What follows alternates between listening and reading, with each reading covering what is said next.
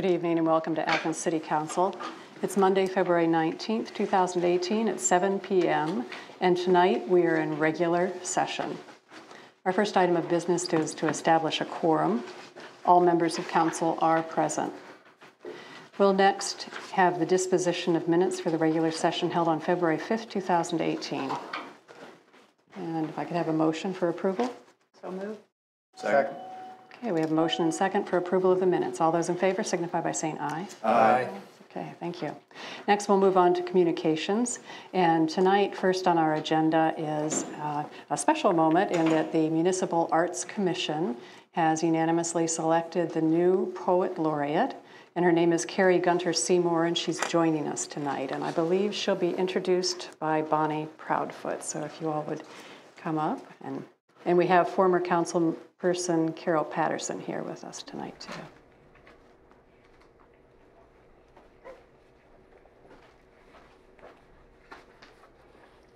Is this the right place? This is it. Thank you. Okay.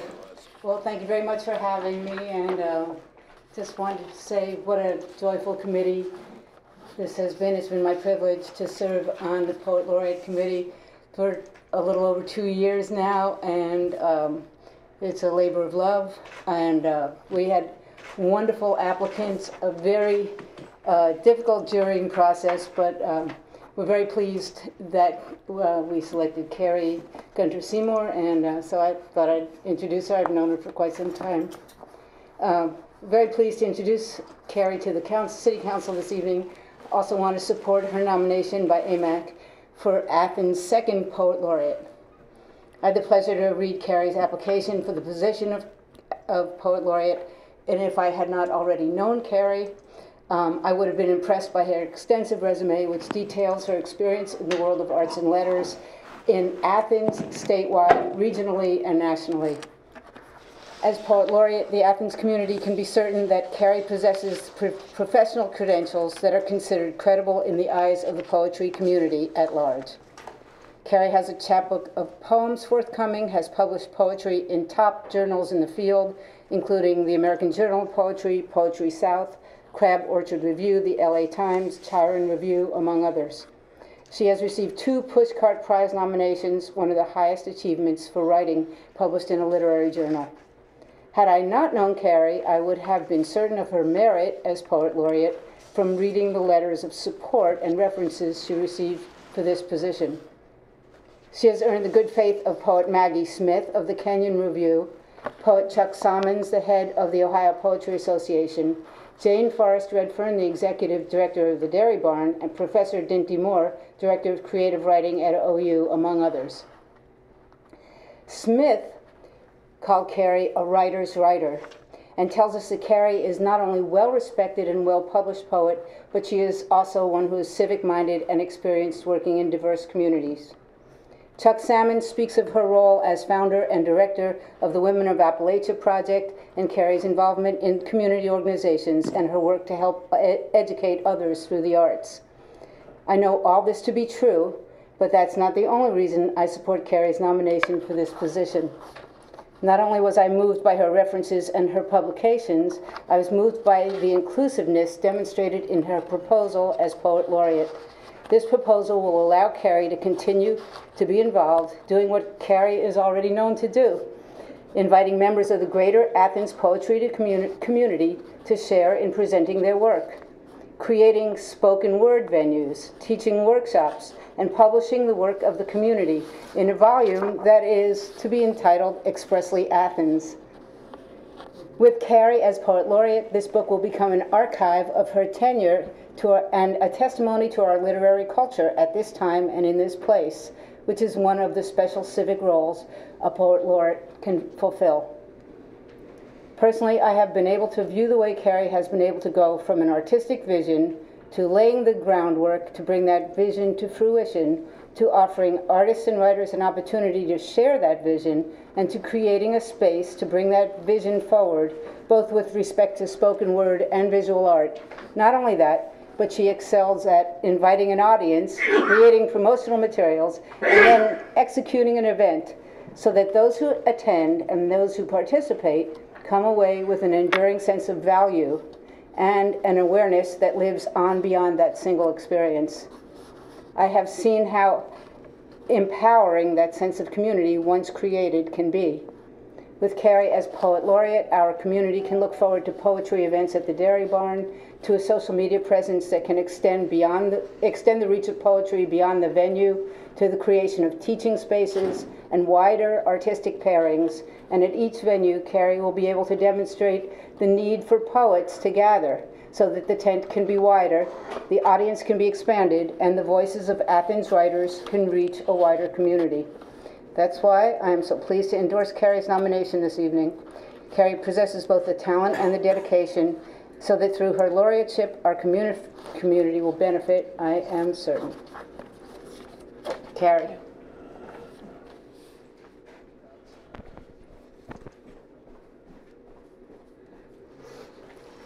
Oh my. Bonnie, thank you so much.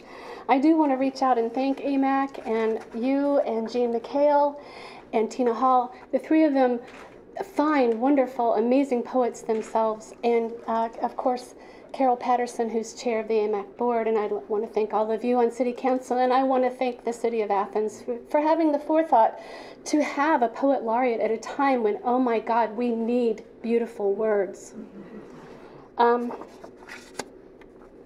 Only here in this city, my city, your city, where preservation of the natural beauty that surrounds us is a priority, where we all work hard to be inclusive and inventive, we take pride in our diversity and love of the arts, and not just fine art, not just music, but poetry, where the interaction between Ohio University's personnel and locals is positive and strong. Only in this city, my city, your city, could a young divorcee, single mother, come stumbling out of a holler, gut-wrenched, full of country twang, and eventually end up with 2 college degrees, and as a self-taught poet, be selected poet laureate. God, I love this city, and I am so proud and honored to serve, to be able to give back to my community that has reached out to me and helped me so, so very much. I have a lot of friends and acquaintances in this room, and I'm really feeling the love, so thank you. I think Bonnie's done a wonderful job explaining where I hope to go with this position that you have found me worthy of. And I truly hope to build and make poetry strong in Athens so that when people think about Art of Athens, they include poetry as well. So with that in mind, I'd like to invite you all to the Dairy Barn Arts Center on March the 15th at 6 p.m. Our local poet, Denny Navsinger, will open that event. We don't get her out very often, but when we do, I can assure you she will knock your socks off. And our featured poet will be Maggie Smith, who Bonnie spoke of earlier. Maggie's actually internationally renowned. She's the poet who wrote the poem Good Bones, the poem that we all turn to now to find comfort after all these horrible, horrible events that have been happening over the past few years. So I look forward to seeing you all there. And I don't know if we've used up our time. Would you like to hear a poem? You do have a few minutes left, okay. So go ahead. I'll give you one then. This is a fun one. And as I was driving up this evening, the dusk was coming upon the town, and I could see the courthouse with the beautiful colors on the courthouse, reminding me that rainbow is beautiful. A few weeks ago, we had the Women's March here in Athens, Ohio, with 500 to 600 people coming out, not just for women's rights, but all people's rights. And I saw families, not just women, but families. This town is so awesome. So this poem is called, My Friend Lorraine Asks Will I Go With Her to a Drag Show? Lorraine, heart of a star, rainwater rusted, walks in strange steps and jumpy rhythms from the mountains. She once made a cardboard cutout of a cloud, and that cloud's sister sent to me as a postcard. I pray most nights standing, worry about the wind when it presses hard from the south, walk beneath lightning to gather up the chickens.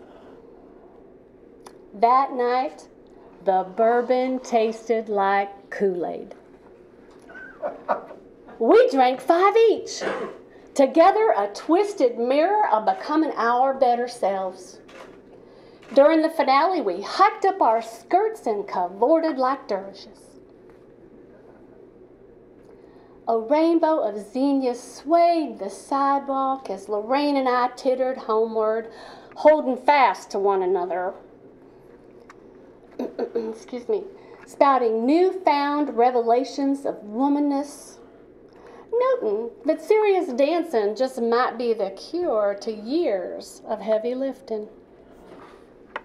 She reminds me how a seed case splits, reveals its backbone, but also vulnerability. Well, shit fire, Lorraine says. We should all of us just throw ourselves like seed. Thank you.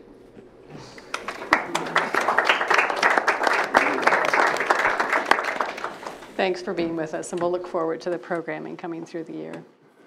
Okay. We do have, back to the more mundane but necessary announcements. And I can only imagine if somebody's listening tonight, they'll be intrigued by what was going on at city council meetings. Yeah, we might. All right.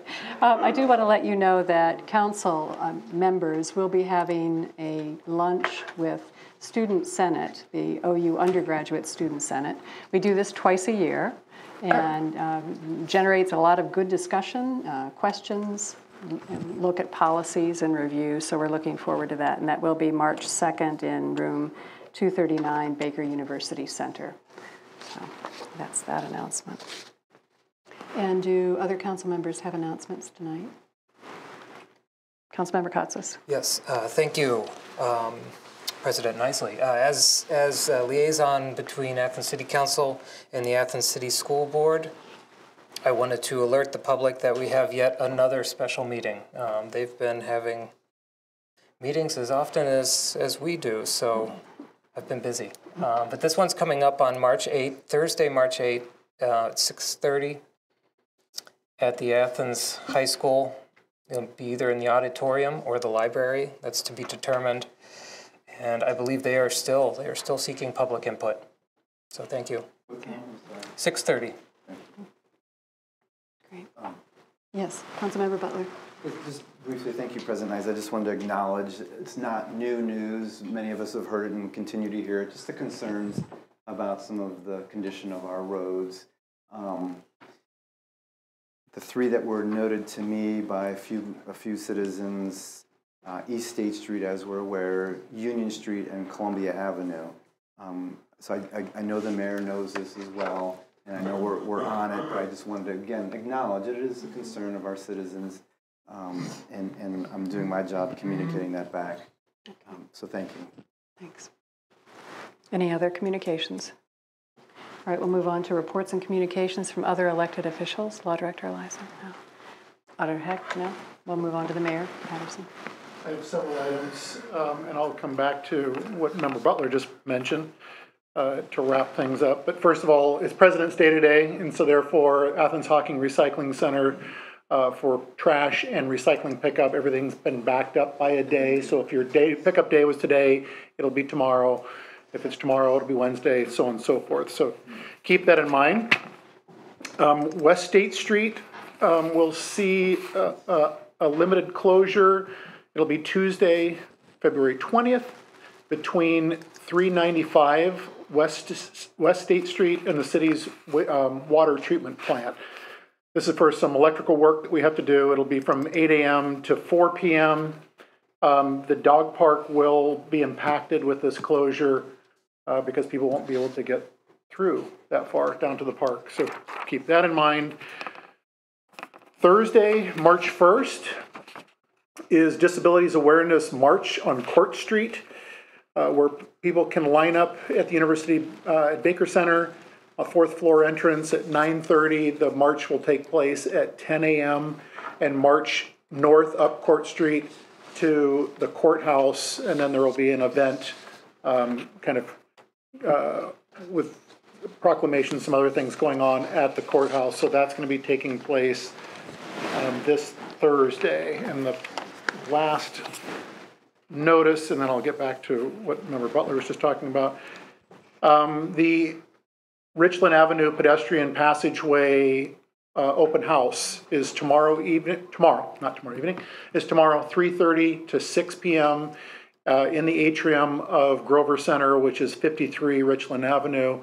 Again, it's open to everyone to come down. Burgess & Nyepel, the design firm, will be there as well to kind of talk through the design for the pedestrian passageway. Again, that's open to the public. If anyone wants to come, we encourage you to come and see the designs and engage.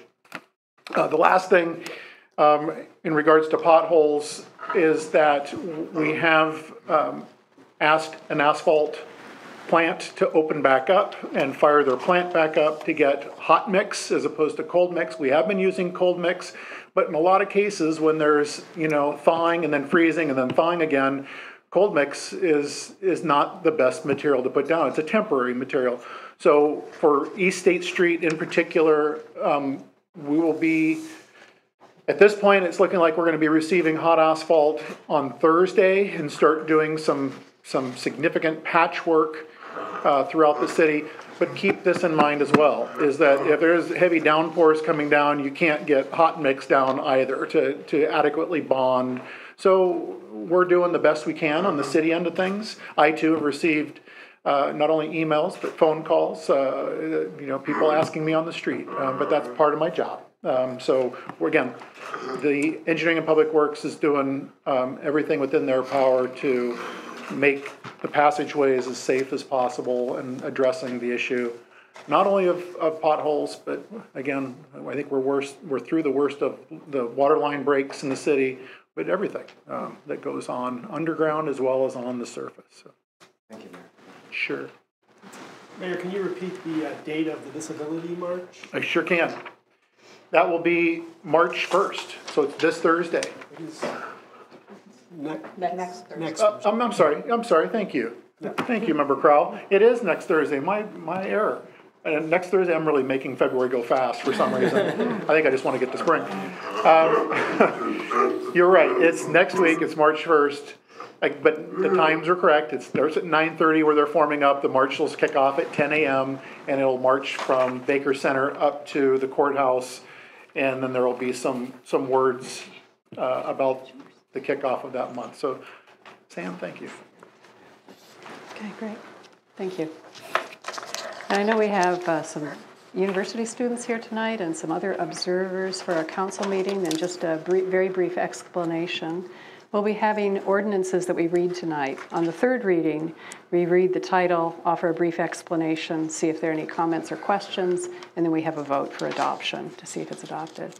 Second reading of ordinances, we usually move through, and unless there is going to be a move to suspend because we have time limitations, on that second reading, we usually just read the title of the ordinance. Then on the first reading is when council members actually introduce ordinances, so you'll hear us reading the title and offering a brief explanation for it.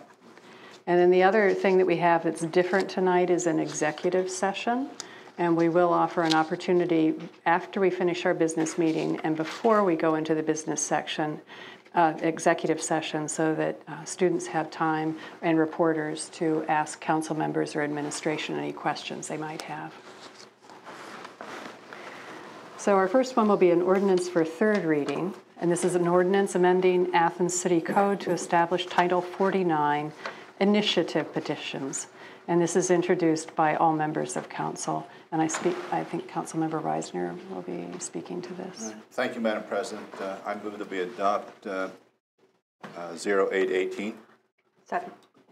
If you recall, this was the ordinance that has been discussed, and we decided that in order to codify initiative petitions that are brought in by or created by citizens and voted on by the electorate and passed, we needed a place within our municipal code to place these initiatives. So it's been decided that a new title in our municipal code will be created. That will be Title 49.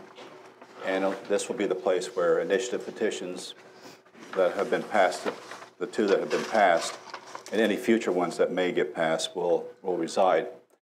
So let me just read the pertinent section here and just remind everybody what this says. Athens City Council does hereby establish Title 49 initiative petitions and to include the following. Chapter 49.01, the Athens Community Bill of Rights and Water Supply Protection Ordinance, and Chapter 49.02, the Athens Cannabis Ordinance, copies of which are attached hereto and incorporated herein by reference. Okay, thank you very much. So we have a motion and second for approval of Ordinance 818. Any other comments or questions from council members or administration? Okay. All those in favor signify by saying aye. Aye. Opposed, nay. Motion carries and the ordinance is approved. We now move on to ordinances for second reading. 218 is an ordinance closing East Union Street between Court and University Terrace on Saturday, April 7th, 2018, from 7 a.m. to 6 p.m. for the International Street Fair. This is introduced by Councilmember Katsas. Ordinance 1618 is an ordinance authorizing the mayor to submit an application to address non-point sources stormwater pollution grant funds through the United States Environmental Protection Agency, and, if awarded, enter into a cooperative agreement with the Ohio EPA and declaring an emergency. This is introduced by Councilmember Butler. Ordinance 1718 is an ordinance authorizing the mayor to submit an application and enter into an agreement with the Ohio Department of Transportation for small city program funds for program year 2018 and declaring an emergency. Introduced by Councilmember Katsas. We need to suspend this. Okay. So we've read that ordinance, and Yes, President Nisley, I move to suspend. Second. And I need to know what the March 1 deadline. March, okay. We're under the gun. We need to get this going. Okay. We have a motion and seconds for suspending the rules for ordinance 1718. All those in favor signify by saying aye. Aye. Opposed, nay. The rules have been suspended. Councilmember Katsas. I move to approve. I move to approve ordinance 1718. 1718. Second, thank you. Okay. So we have a motion and second for approval of this ordinance. Are there any other comments or questions? All those in favor signify by saying aye. Aye. Opposed, nay. Motion carries and the ordinance is approved. We now have ordinances for first reading. Ordinance 2018 is an ordinance authorizing the Service Safety Director to enter into an LPA state project agreement with the Ohio Department of Transportation for a bridge deck overlay project on US 33 and declaring an emergency. This is introduced by Councilmember Katsas. President Nisley, thank you. I was knocked off my game there for a second. So ordinance 0-2018, this is an agreement between us and the Ohio Department of Transportation, and this is a project that ODOT is doing on US 33. It is a bridge deck overlay, which they are 100% responsible for, but it just happens to fall within our city borders. And the bridges in question are the overpasses over the old railroad tracks that used to exist between the Hocking River and East State Street. Okay, great, thank you. Ordinance 2118 is an ordinance closing a portion of Court Street between Union and Washington on Saturday, August 4th, 2018, from 8 a.m. to midnight for the Bounty on the Bricks fundraiser. This is introduced by Councilmember Katsas. President Nisley, thank you. With Ordinance 0-2118, this is kind of our standard closing of Court Street. For this one is for Bounty on the Bricks, which will happen on August 4th. And the street closure is between Union and Washington Streets, and it starts at 8 a.m. on Saturday, August 4th to midnight. Okay, thank you. Ordinance 2218 is an ordinance suspending the enforcement of Athens City Code Chapter 11.04, vending, peddling, and soliciting to allow vending in a designated area on August 4th, 2018 during the Bounty on the Bricks fundraiser, introduced by Councilmember Katsas. All right, thank you. And with this ordinance, this is just a kind of a sister ordinance to the last one, in that we have to suspend Athens City Code. This is Chapter 11.4, so that Bounty on the Bricks will be able to do their thing. Okay, Thank you. thanks. Ordinance 2318 is an ordinance authorizing design engineering of the Stimson Avenue Improvements Project, number 315. This is introduced by Councilmember McGee. Thank you, President Isley. Apparently, the city has obtained a grant for improvements on Stimson Avenue, I believe, or is in the process of obtaining the grant. I believe this would be a significant project for the city. At this point in time, the ordinance as proposed would authorize committing $200,000 from the appropriation ordinance, amending the appropriation from unappropriated balance funds in the sum of $200,000 to Street Rehabilitation Fund 572, and increasing the total appropriations by said amount. It's basically authorizing a contract for design engineering services for the Stimson Avenue Improvements Project. The Section 3 of the ordinance authorizes the Service Safety Director to authorize to expend up to the amount of $200,000 and enter into the contracts for that purpose. I would hope that Council would obtain more information on this in the future, but again, as I had indicated to the public last week, I don't believe this has anything to do with money taken from the street improvement money that's used for potholes and repairing streets. So I just wanted to emphasize that this money is for a special project. Thank you. Okay, thank you. Yes, Mayor Patterson. And just a point of clarification from when this was introduced last week, it was mentioned that this project would be somewhere between $4 and $4.5 million. There's actually a range to which this project the amount could be. It could be anywhere from $2.5 million up to $4,500,000, depending on the extent of renovation of the streetscape that we would like to see, and that would include things like burying utility lines. There's a whole range. So we're still exploring that, to where this isn't a project that's going to be, again, $4.5 million in its totality. That could vary largely in terms of the total amount. The grant, I believe, well, I know it's a small cities grant from ODOT, which is a very, very competitive grant to go after. It's getting more and more competitive all the time because it's based on two criteria. One, the numbers of crashes in a particular area, and second is the road condition. So we were successful to get this grant. We will likely look for other possible granting mechanisms to weave into this project. But I believe the amount was $2.2 million that we will be receiving from ODOT for this particular project. This is a 2020 project, but we're starting the planning on it now, much like we do a lot of projects in the city, where we start early so that we can get it done right. So I just want to clarify that in terms of the potential cost for this. It is a range. And it's based a lot on what we want to see have done in that corridor. It will be from the roundabout all the way up to East State Street. So it'll be a significant project, as Member McGee stated. Very significant. And as we've usually tried to coordinate projects too, so that we're only hopefully tearing up the road once if we're trying to do curb repair as well as utility repair, possibly burying the lines, and coordinating that with other additional grant funding if it does go beyond this 2.2. I know the city has a certain obligation for match on some of the grants, but we try and coordinate the grant amounts.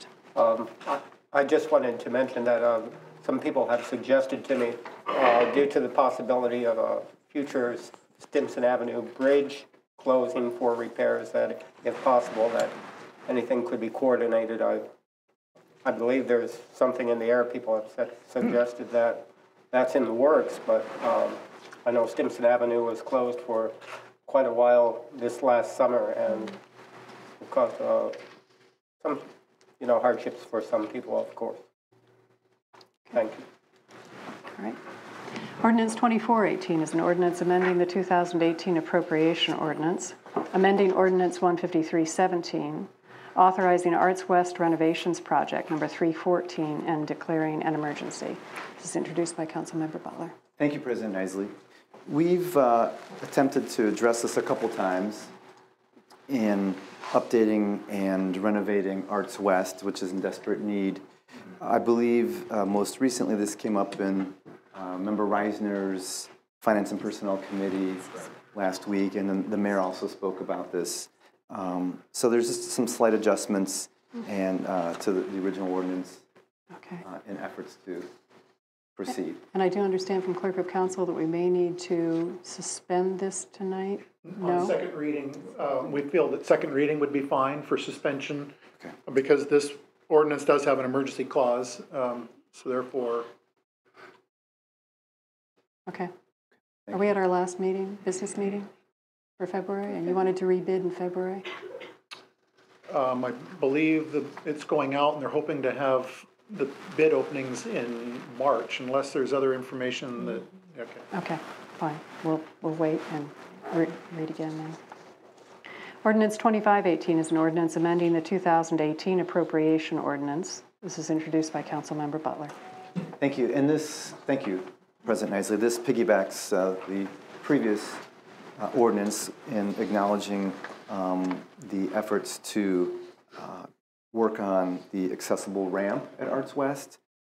So this would appropriate from the unappropriated balance $40,000. Thank you.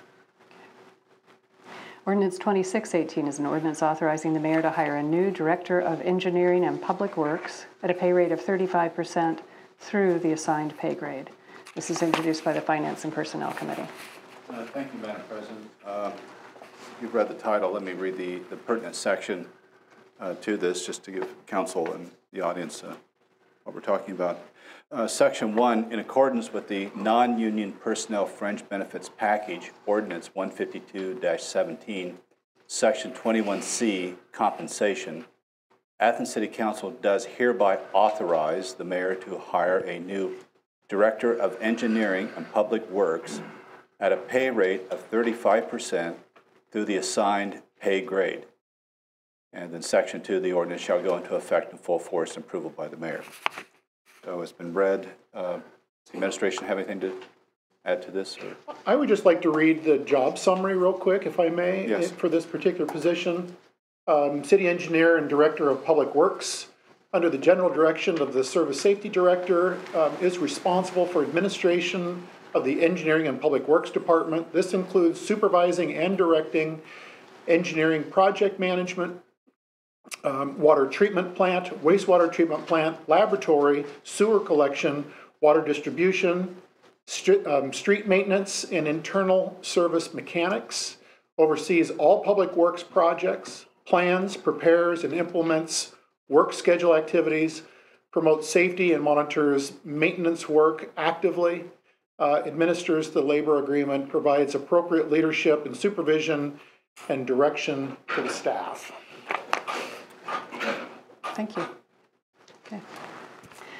Move on to Ordinance 2718, an ordinance granting use of the public right-of-way, authorizing the Service Safety Director to execute an electric line easement with the Ohio Power Company, AEP, to be located near East Park Drive at the municipal pool site and declaring an emergency. This is introduced by Councilmember Fall. Thank you. This is a case where the title is longer than the rest of the whole ordinance. Basically, it's we have power over our right-of-way.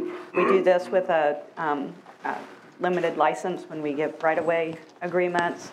This is for power infrastructure development by AEP. Okay, thank you. Ordinance 2818 is an ordinance authorizing the mayor to enter into a grant agreement with the Northeast Ohio Public Energy Council, known as NOPEC. in order to accept NOPEC energized community NEC grants and declaring an emergency, introduced by all members of council. And do we have somebody speak to that? Thank you. We talked about this last week. It's so that we can receive grant money from the electrical aggregator that we are a part of. Ordinance 2918 is an ordinance authorizing a contract with the Washington County Commissioners and declaring an emergency. And this is introduced by Councilmember Butler. Thank you, President Isley. We spoke about this during committee meeting. And again, this is just a yearly renewal. We have a very workable relationship with Washington County. And again, it's assisting us with overflow and primarily, if I'm correct in remembering, female prisoners. Thank you. Okay, thank you. We now have a one reading resolution, 318, and this is a resolution opposing the closing of the Southeastern Correctional Complex's Hocking Unit and urging the government of the state of Ohio to work with local governments to lessen the impact of this action. And this is introduced by all members of council. And Councilmember Reisner, would you like to? Yes, thank you, Madam President. When I first heard about the closing back at the beginning of January, I was really very disturbed about this because we have a facility that has a lot of good paying jobs that contribute a lot to our local economy. And even though this is up on the Athens-Hocking County line, in today's economy, everything is tied together. What impacts one community impacts another to lesser or greater degrees, but nonetheless, we're all in the same boat down here in Southeast Ohio. Our economy is depressed, and anything that affects it negatively, we have to, I believe, speak out in some way to let our voices be heard and let people know that we're concerned about it, that we're just simply not going to lie down and take it, that we have a voice. So let me read this resolution. Resolution opposing the closing of the Southeastern Correctional Complex Hocking Unit and urging the government of the state of Ohio to work with local governments to lessen the impact of this action. Whereas the Ohio Department of Rehabilitation and Correction has announced the closing of the Hocking Unit, and whereas the closing will have serious negative effects on those employees in the local economy, and whereas the number of employees who may lose their jobs is 110, and whereas the loss of revenue to the city of Nelsonville is estimated to be $340,000 per year, and whereas the revenues from income taxes to the various local municipalities in Athens and Hocking counties will be significant, and whereas the loss in revenues to the local retail economy will be significant, and whereas secondary reduction of employees in local municipalities could occur, and whereas the Southeast Ohio region is economically depressed with high poverty and unemployment. Now, therefore, be it resolved by the City of Athens, Ohio. Section 1, Athens City Council does hereby oppose the decision of the Ohio Department of Rehabilitation and Correction to close the Hocking Correctional Unit. Section 2, the Athens City Council does hereby support the efforts of the Athens and Hocking counties and the City of Nelsonville to find a solution to repurpose the Hocking Unit and preserve jobs. Section 3, the Athens City Council requests that the various departments and agencies of the government of the state of Ohio work with and assist all local governments in Athens and Hocking County to preserve jobs in this region and build the economy. Section 4, this resolution shall be in full force and effect at the earliest moment permitted by law upon its passage and approval by the mayor. And I would like to add that if this resolution is adopted tonight, that copies be sent to the Ohio Department of Corrections, City of Nelsonville, the Governor of the State of Ohio, and our state representatives. Thank you. Okay. And do we have a motion and a second for the approval? I will move that we adopt. All right, so we have a motion and second, and do we have any other council members who want to make a comment? Councilmember Fall. I think that this is necessary, unfortunately, necessary. Not only are we going to be impacted by the amount of people who are going to be laid off, I'd like to point out that these are union jobs, and I am sure that any prison that will be replacing the one is probably going to be a privatized prison, which do not have the job protection protections that union employees have. Thank you. Mayor Patterson, did you? I just want to kind of put this in a little bit of context for the $340,000 estimated that Nelsonville will lose. Council, you're aware that we receive the ever dwindling local government fund from the state, and currently we get somewhere in that neighborhood, Auditor Heck, correct me if I'm wrong, it's about $350,000, $340,000, give or take. But that would be like stripping away the last of our local government fund, and that would crush a lot of programs in the city of Athens. So I can only imagine. I know Council Member Ed Mash is here today. I want to recognize him for coming here. So thank you for being here. I also received a phone call from Council Member Taylor Sappington as well, and he told me that he couldn't be here because he's got a committee meeting tonight, but that he asked that I be his voice and thank council for pushing this through because anything is helpful. It's better than silence going on. But again, I want council to sit and kind of reflect on that for a minute, that if we were to lose $340,000 from the city's revenue coming in, what would we have to give up? What would we have to, how would we make that up? And I don't know. And so I can only imagine what Nelsonville is going through and adjustments they're having to make, and I'm sure that you will. But to me, I just view it as again, a sister city that's being impacted, and not only a sister city, a sister county. You know, Hocking County is being affected by this. Logan's being affected by this. So it's not an insular thing. It's not one facility being taken away.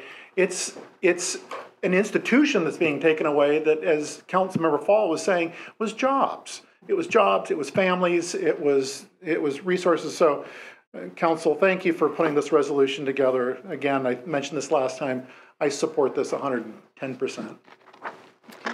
Yes, Councilmember Butler. Thank you, President Isley. I do have an opinion on this as well. I might need to recuse myself from this particular vote, considering my daytime title and position. Okay. Thank you. Thank you for understanding. And thank you, Councilmember Mash, for attending tonight. Yeah. All right, so we have a motion and second for approval of the resolution. All those in favor signify by saying aye. Aye. Opposed, nay. And we do have one abstention. Thank you. Okay. So that resolution is passed, and we will make sure to get copies to legislators and other persons. We now have an opportunity for, well, we have announcements and other business first. And I do have one that we have received the financial reports for January from the auditor's office. And so I would like to have a motion for approval of these reports. So moved. Second. Okay, motion and second for approval or acceptance of the January financial reports. All those in favor signify by saying aye. Aye. Thank you. And we will have a committee meeting next week, and I wanted to check to see will we have finance and personnel or safety services. Okay. And transportation we will have. Okay. Safety. Sure. Okay. Thank you. Sure. And we're bumped up against a little bit earlier deadline this week or this coming week. Or wait. So please, by the end of the business day on Tuesday, that's our deadline this week for agenda items that we'll need to have to the Clerk of Council. Thank you. And we, at the end of our meeting, we always have an opportunity for citizens to speak on legislative items and city services that were not covered on the agenda. Is there anybody in the audience who wishes to speak tonight? Okay. And are there, before I do that, excuse me, or were there any other announcements? No. Okay. Pass over that. All right. So now I would entertain a motion for us to enter into executive session. And before we do that, just to let you know that at 7:45 right now, we'll we'll move through that motion, a roll call vote with that, and then we will have until 8 o'clock for persons to ask questions of council members or administration, any of the students or reporters. So could I have a motion? We're going into executive session, please. And when you move, you have to state the purpose, which is... executive session. And you want to, it's for the purpose of collective bargaining and compensation of a public employee. And I'm imagining that we're also wanting to include the mayor, the auditor, the law director, all members of council, the service safety director as well. So we have that motion, and do we have a second? Second. Okay, thank you. And I will do the roll call vote. So Councilmember Butler? Aye. Member Reisner? Aye. Member Crowell? Aye. Member Fall? Aye. Member Katsas? Aye. Member McGee? Aye. And Member Grace? Aye. Okay, thank you very much. All right, 7:46, we have until 8 o'clock for you to come up and ask questions or discuss things with people. Thank you very much. And we will adjourn after we come out of executive session.